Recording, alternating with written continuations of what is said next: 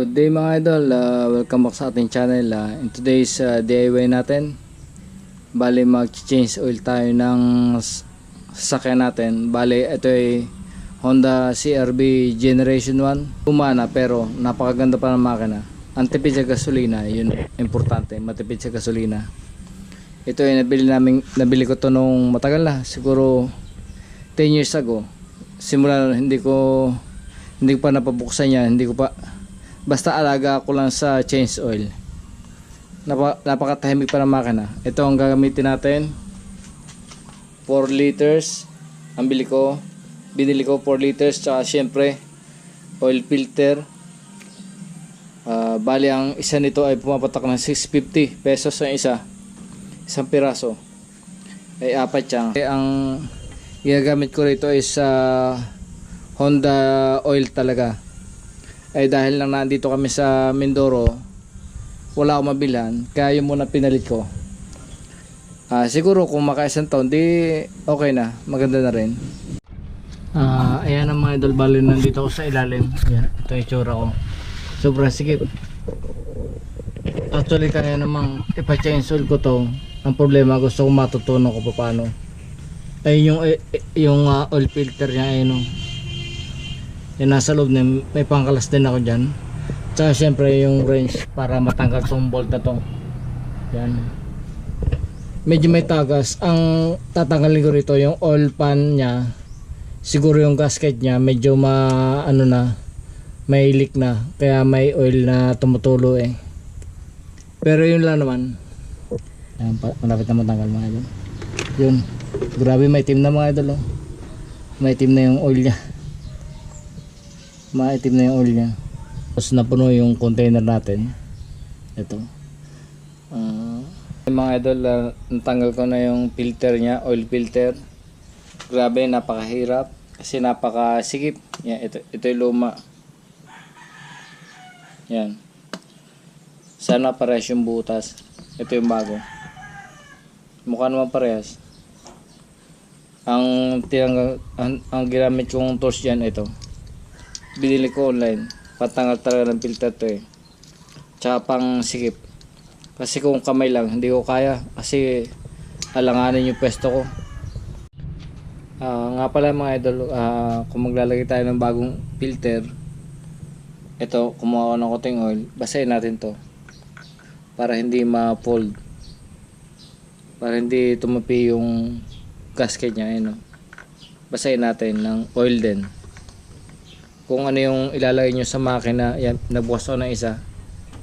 Kung ano yung ilalagay sa makina, di basahin natin ng konti para hindi mapilipit to, o kaya maipit, para madulas. Pag binalik natin, madulas siya. Yan.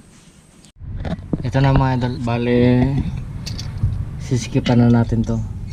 Gamit natin yung binili ko na wrench, pang sikip talaga. Kita yung kung gano'n kasikip ko. Ako siya ng wrench, pero okay na. Yan, may fit na. Kasama na tayo mga idol ng langis. Ito nga pala yung ginagamit kong number 5W30, fully synthetic yan. Ganyan din yung gamit ko dati, pero Honda nga yun. Mas mura kasi ito ng konti. At saka wala makita ng Honda. Yung Honda halos 800 ng isa. Ito binigay sa akin ng 650. Ito yung lagay na langis. Kasi nahihinaya ako doon sa natatapon, kaya ang ginawa ko, gumawa ko ng garto, yung bote ng tubig, pero siguraduhin nyo na walang tirang tubig dito sa bote na to, kasi kung may tubig papasok yun sa makina nyo. Ayun ang dapat hindi mangyari. So ganoon lang, tagalin natin to. Kahapon ko pa to na drain, pinatang ko rin ng oil filter, at saka syempre sinigurado ko yung mga tornilyo kung masikip lahat. Buksan natin to. Bali ang capacity nito ay almost 4 liters. Ayan, binili ko 4 liters, kaya may matitira pa sigurado. Okay din, may matira para pang just in case na kulangin tayo, may pandag. Yan. Kasi ang kamay ko medyo nanginginig, kaya Kita-kita yung kung gaano kalinaw yung langis na nilalagay ko. Kumpara to sa tinanggal ko, medyo maitim na talaga. Although hindi naman siya gamit gaano, kasi nga pag nasa Manila ako, dito lang to, walang nagamit. Bale almost 4 liters isasanin ko. Ito yung sinasabi ko, yan yung oil na tinanggal ko. Bale paapat na to, may tira pang kalahati, hindi ko muna inilahat. Tapos yung tatlo, yan. Ang gawin natin, i-check muna natin sa dipstick kung tama na ba yung oil niya. Ayan. So hindi makita kasi kasing kulay na stainless. Halos bali dalawang gitling yan, di ba? Yan, dalawang butas. Malapit na siya sa pangalawa. Dagdagan ko muna ng konti siguro. Dagdagan ko ng konti. Tapos magtitira ako kasi hindi naman 4 liters ang capacity. Yan, may tirang konti. Konti pa. Mahiling. Yan. Kung i-check ko bukas o mamaya, pagkatapos kong paanda rin, kung kulang, di may pandagdag pa tayo. Ito halos mga ganito pa siguro. Tapos ko na salinan. Ngayon ibabalik natin yung cup, pero linisin muna natin yung pinakang ano niya, baka may duming nahulog. Yan, linisin natin. Yan. Tsaka yung cup niya mismo linisin natin para siguradong walang dumi.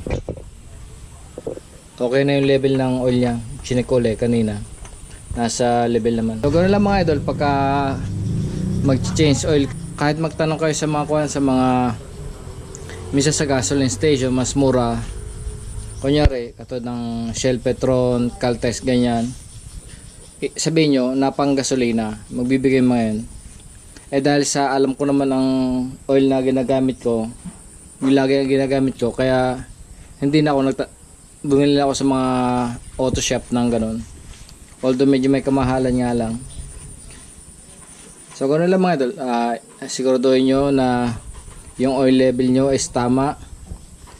Yung oil filter pinalitan din. Every time magpapalit kayo ng oil, automatic yun, dapat palit ang oil filter kasi importante yun eh. Ganun lang. Bale tinry ko paanda rin. Yan, umaanda na. Grabe, napaka timing pa. Medyo mataas yung minor niya kasi kabubukas ko lang, pero pag uminit yan, sobrang time ka makina. Ayan. Sarado pa yung mga pan kasi malamig pa makina. Bali, tuwa ako sa makina ito, napakatibay. Kahit yung mekaniko, sabi niya, ang ganda pa ng makina.